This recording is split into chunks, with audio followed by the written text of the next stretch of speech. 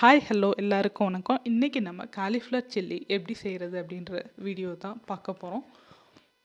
First காலிஃப்ளவரை இது மாதிரி சின்ன சின்னதாக கட் பண்ணிக்கோங்க. கட் பண்ணதுக்கப்புறமா இது மாதிரி வாட்டரில் லைட்டாக சால்ட் போட்டு நல்லா வாஷ் பண்ணிவிடுங்க. ஏன்னா காலிஃப்ளவரில் சின்ன சின்ன புழுக்கள் நிறைய இருக்கும், அதனால நல்லா வாஷ் பண்ணிக்கணும். வாஷ் பண்ணால் மட்டும் பத்தாது, இதை ஹாட் வாட்டரில் லைட்டாக பிளான்ச் பண்ணி எடுத்துக்கணும்.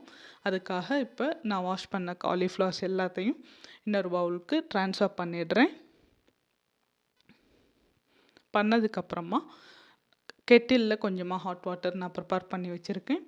அந்த வாட்டரை இதில் ஆட் பண்ணிட போகிறேன். கெட்டில் இல்லைனாலும் நோ ப்ராப்ளம், ஸ்டவ்வில் டைரெக்டாக ஹாட் வாட்டர் ப்ரிப்பேர் பண்ணி அதில் நம்ம காலிஃப்ளவர் ஆட் பண்ணி பிளான்ச் பண்ணி எடுத்துடலாம். ஒரு ஃபியூ மினிட்ஸ் கொஞ்சம் காலிஃப்ளவரை இதில் விட்டுடலாம். நல்லா பிளான்ச் ஆகட்டும். பிளான்ச் ஆகிறப்போ அதில் இருக்க புழுக்கள் எல்லாமே இறந்து வந்துடும்.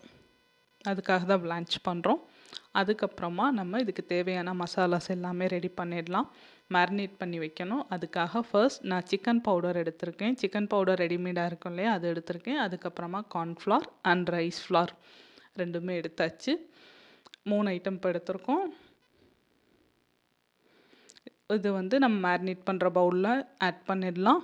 நெக்ஸ்ட் என்ன எடுக்கணும் அப்படின்னா சால்ட் எடுத்துக்கணும்.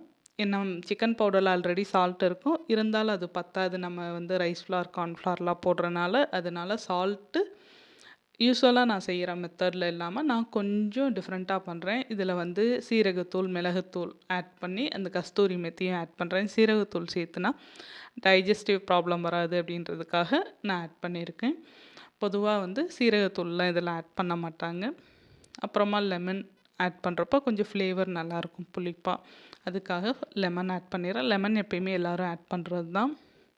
இது எல்லாத்தையுமே நல்லா மிக்ஸ் பண்ணிடலாம். மிக்ஸ் பண்ணதுக்கப்புறமா நம்ம இதில் பிளான்ச் பண்ண காலிஃப்ளவர் எடுத்து நல்லா ஒரு மிக்ஸ் கொடுத்துடணும்.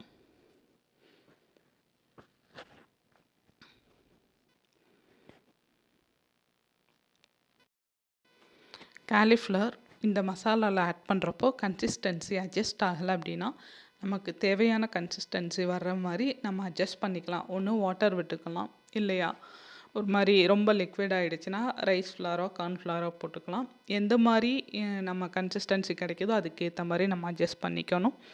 ப்ளஸ் இந்த மேரினேட் பண்ண கன்சிஸ்டன்சி எப்படி இருக்கணும் அப்படின்னா பஜ்ஜி மாவு மிக்ஸ்க்கு எப்படி செய்வோமோ அது மாதிரி இருக்கணும். ரொம்ப திக்கான பேஸ்ட்டாகவும் இருக்கக்கூடாது, ரொம்ப ரன்னி லிக்விடாகவும் இருக்காமல் ஒரு மீடியமான ஒரு ஃப்ளோவில் இருக்க மாதிரி இருந்ததுன்னா நல்லாயிருக்கும். அந்த ஃப்ளோ வர்றதுக்கு ஏற்ற மாதிரி லைட்டாக தண்ணி விட்டுக்கோங்க திக்காக இருந்தால். அப்படி இல்லை அப்படின்னா நம்ம கொஞ்சமாக கார்ன்ஃப்ளவர் இல்லைன்னா ரைஸ் ஃப்ளார் இருக்குது இல்லையா, ரொம்ப லிக்விடானால் அந்த மாதிரி நம்ம ஆட் பண்ணிக்கலாம். இப்போ நம்ம எல்லாமே பிளான்ச் பண்ண காலிஃப்ளவர் எல்லாமே இதில் எடுத்தாச்சு. எடுத்து நல்லா மிக்ஸ் பண்ணிடலாம்.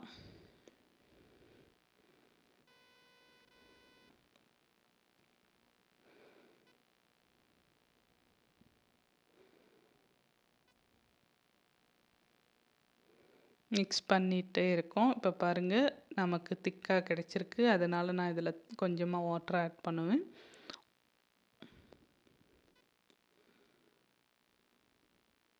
கரெக்டான ஒரு லெவல் வர வரையும் வாட்டர், கார்ன்ஃப்ளவர், அதுக்கப்புறமா ரைஸ் ஃப்ளார் எல்லாமே மாற்றி மாற்றி அட்ஜஸ்ட் பண்ணி தான் நான் ஆட் பண்ணிகிட்டே இருந்தேன்.